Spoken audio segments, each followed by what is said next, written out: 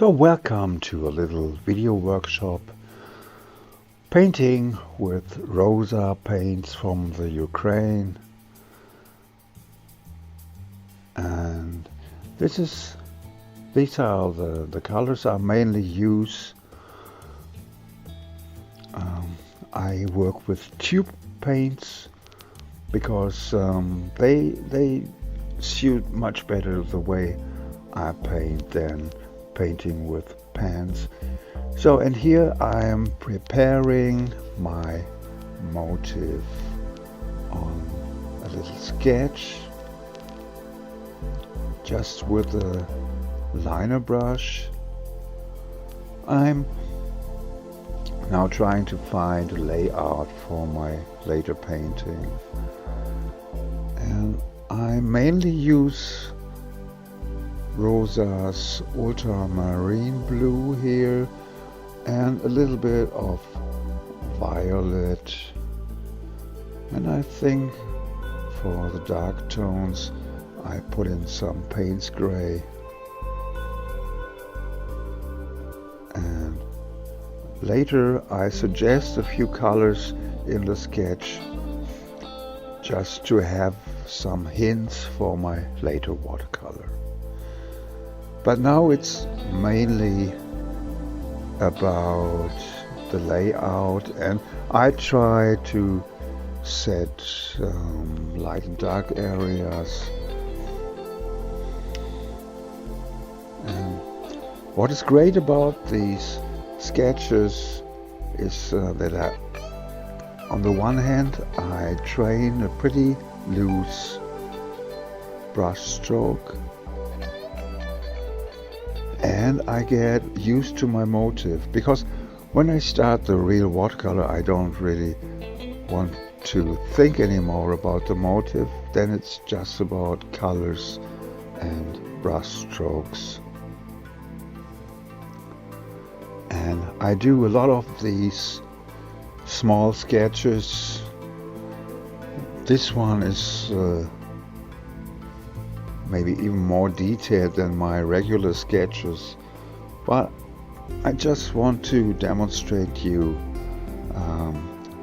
that you can test and experiment in the sketches, which I think is really important to feel comfy then for the big watercolor. So I only use a few brushes here. Most of it I did with a liner brush in the beginning, and then I use a few flat brushes. And I try always to work with brushes that are a little bit bigger than maybe should be, just to have a chance not to work too accurate, because my painting style is not about being accurate, it's more about the expression in the brush stroke. And I build up all my paintings just from color shapes, a few lines, and at the end I also hope that there's a nice picture as a result. Like I said, these sketches are mainly for training a loose brush stroke and to get an idea how I would transport this motive to the later watercolor. But I already think about what colors I might use, and even how I can depict some things with the smallest possible effort. Because for me, watercolor is also relaxing. Now the under painting has dried, and I can add a few colors just to give me an idea about the later picture. And this is a nice thing about ultramarine, using it for the underpainting, because it corresponds pretty good with most of the other colors on my palette. I add a few cooler tones, so this won't be a full color sketch. I just want to have some hints. These sketches never have to be nice pictures. They are not standing for themselves. They are just helpers to be prepared for the watercolor.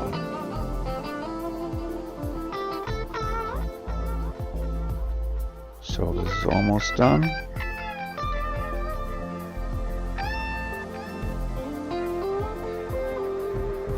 Yeah, maybe I add a few details, especially this gate is important for me, just to pick up the rusty look of the car again, to have a close composition. And now with some orange I add the last details of my sketch. And I think this was a good preparation for the big painting that is coming now.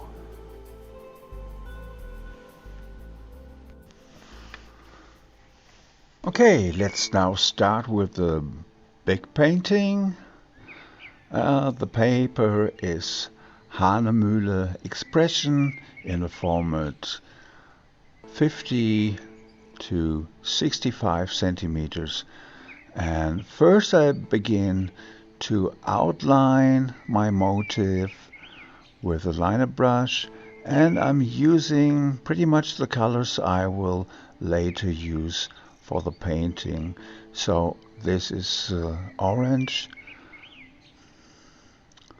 and I think a little bit of sienna, which I use for the drawing of the old rusty car.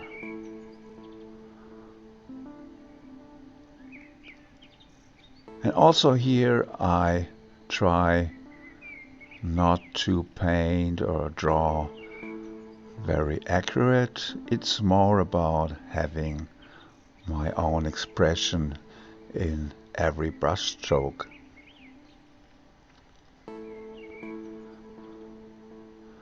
But with this preparation from the sketching, I know my motif pretty well now, and this is just painting for fun.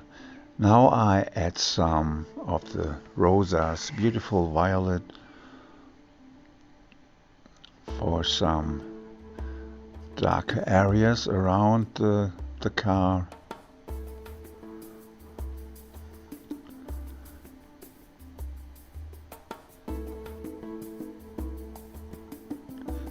So here we have some Naples yellow mixed with a little bit of sienna, and here I use turquoise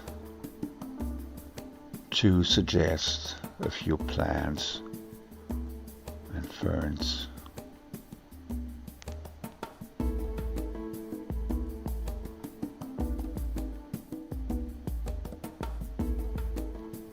Like I said before, I try to bring a lot of variation and movement in any single brush stroke. So here I hint the house in the background.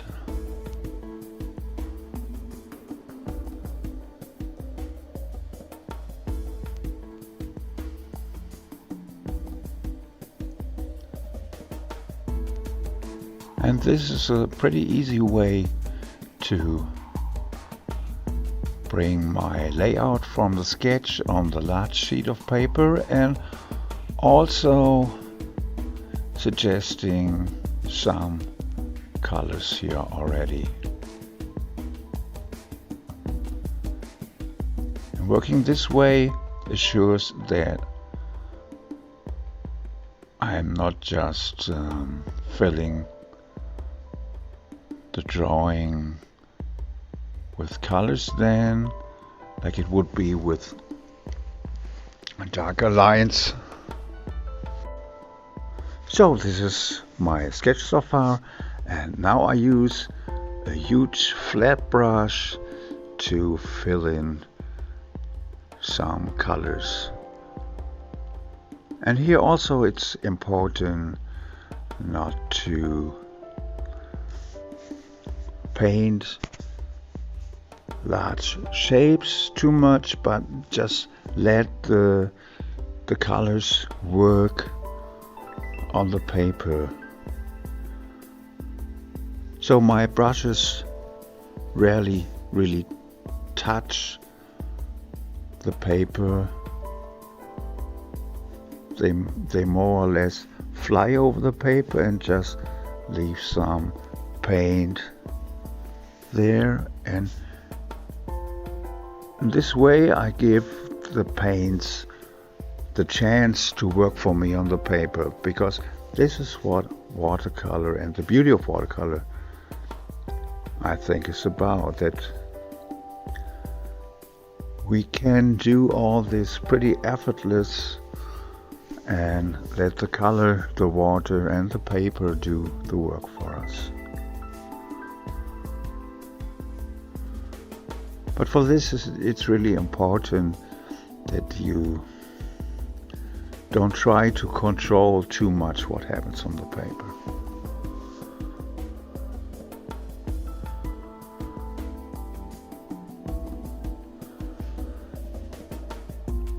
So to paint the shapes, I mainly use the colors I used for my sketch before. And so everything goes pretty well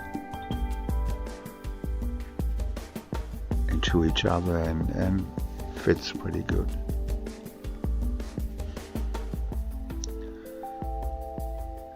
Meanwhile, the paper gets pretty wet because I use a lot of paint but also a lot of water here.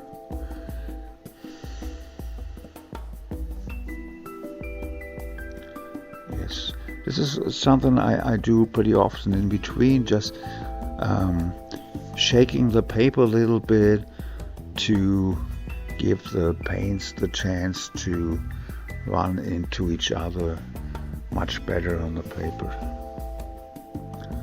And now I soften everything just a little bit. This happens also by drying the brush a little bit and then taking off some paint and water again.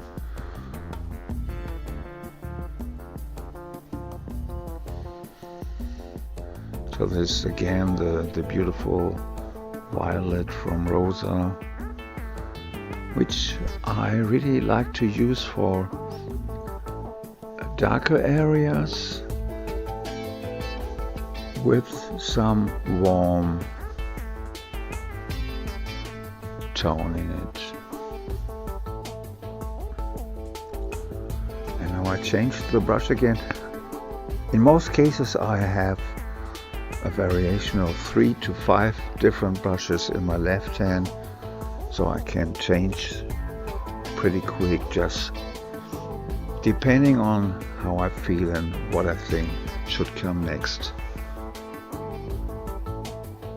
I always try to let myself be inspired on what happens on the paper, because I think it's a gift what happens on the paper randomly when we just give it a chance to happen.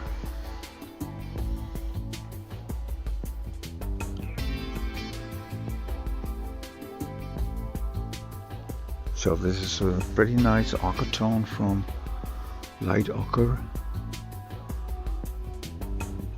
and I try to use it to connect the other shapes of my picture just a little bit. So maybe you can see my previous lines. They not completely disappear under the painting, but they go together pretty well. So shaking it a little bit again. In this stadium it looks a little bit chaotic. Yeah, now I add some darker areas with a pretty big round brush. And here too it's important that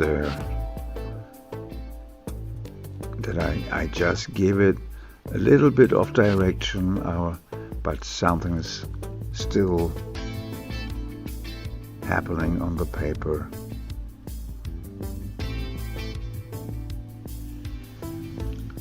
For this kind of painting you have, of course, let loose a little bit, and it's probably not the right thing for, yeah, how would I call it? If you are a control freak, you should maybe find another way of painting.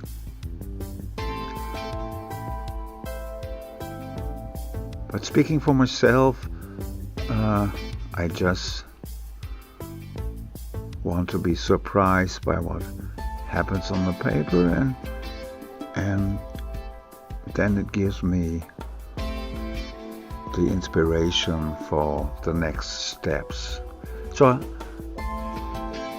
I am never really sure how my result will look like.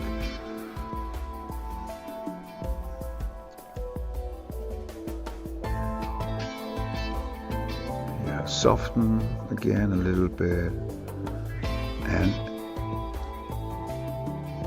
when you don't touch the paper too hard with the brush,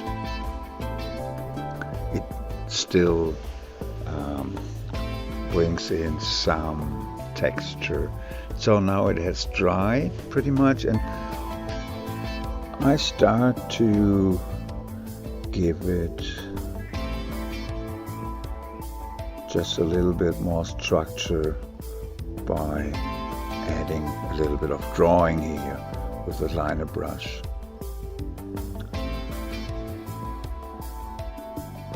And I have some violet here, and bring in some variation with burnt sienna.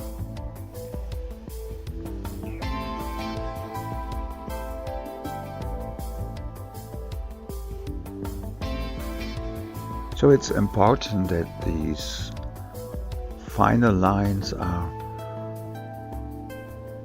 as loose as all the other parts of the painting, and this way it goes pretty good together then.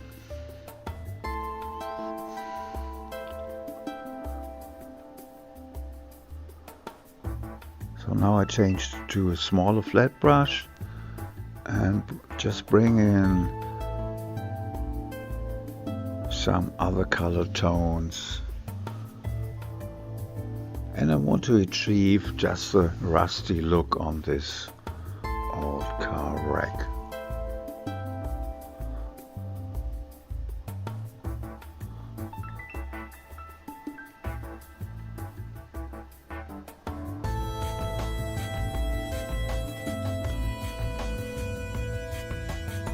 And now I try to define all the other parts of my painting just a little bit more by adding shadows and just a few details.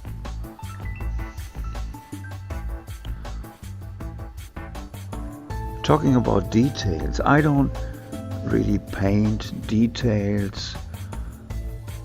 What I do is trying to find a translation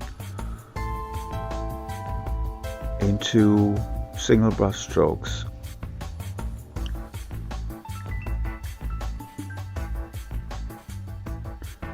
For example, the plants that are growing here and the ferns, they just consist of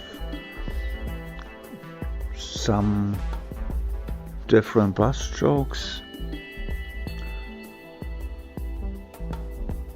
and this is the way how I can bring in my personal expression into my paintings.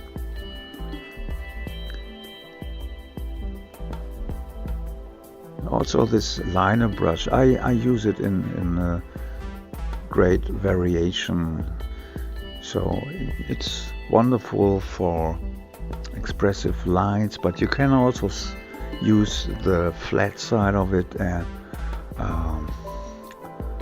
just draw some bigger shapes.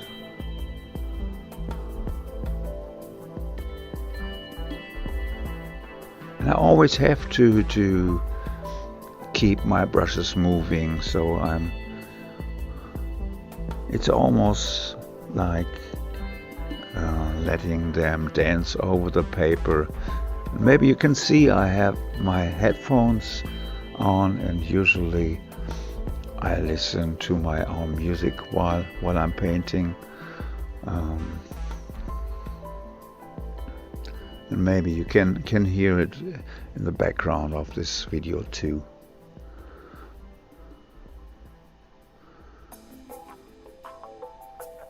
Because my way of painting has pretty much to do with music. When I think back of my first demo I painted at the Watercolor Festival in Fabriano, Italy in 2018, I was still a beginner and I was really afraid, so really stage fright and everything. But then a little orchestra started to play while I was painting, and this changed my mood completely, and I forgot about the fear of making mistakes, and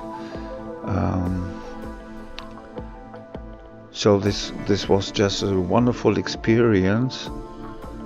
And since then I decided to compose my own music for painting, and I use it also for my public demos, and I just like to get in the groove for painting.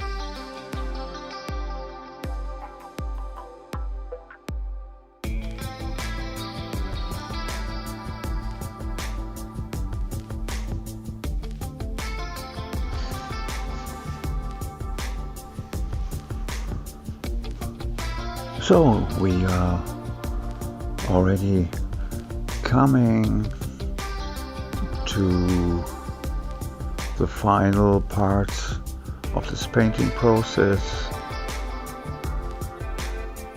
I'm just trying to add a little bit more depth to the main objects.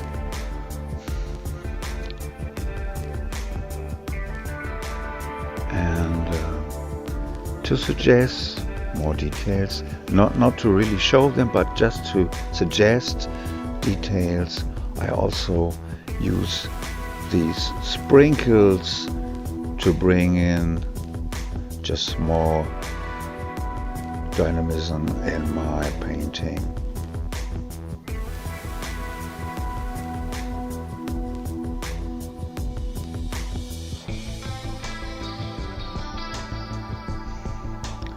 Yes, now I add some cobalt turquoise, which is a pretty good kind of an extra color choice, and I use it directly from the tube.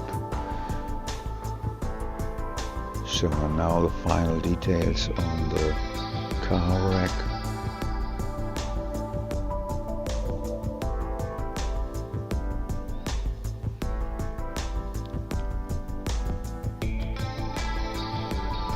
By the way, this is a Chinese calligraphy brush. I use these pretty often.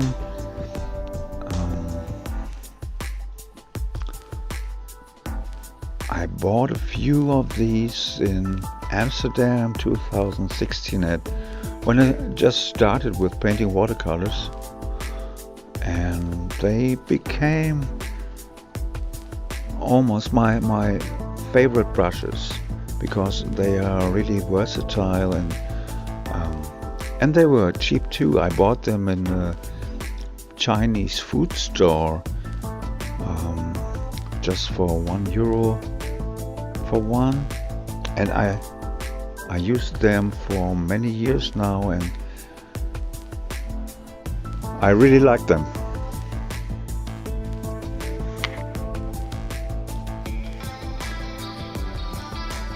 So with this fine Chinese brush, I can now add the last details, which is this iron gate, and also this is suggested just with a few lines.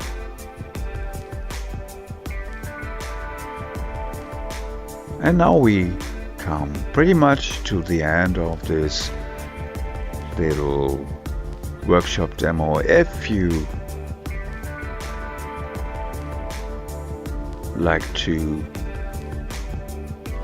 paint something like that too, or just another motif, just try to set any brushstroke pretty individually. So for me, it's true, every brush stroke should be one individual one, and it should be yours. This is really important to create your unique style.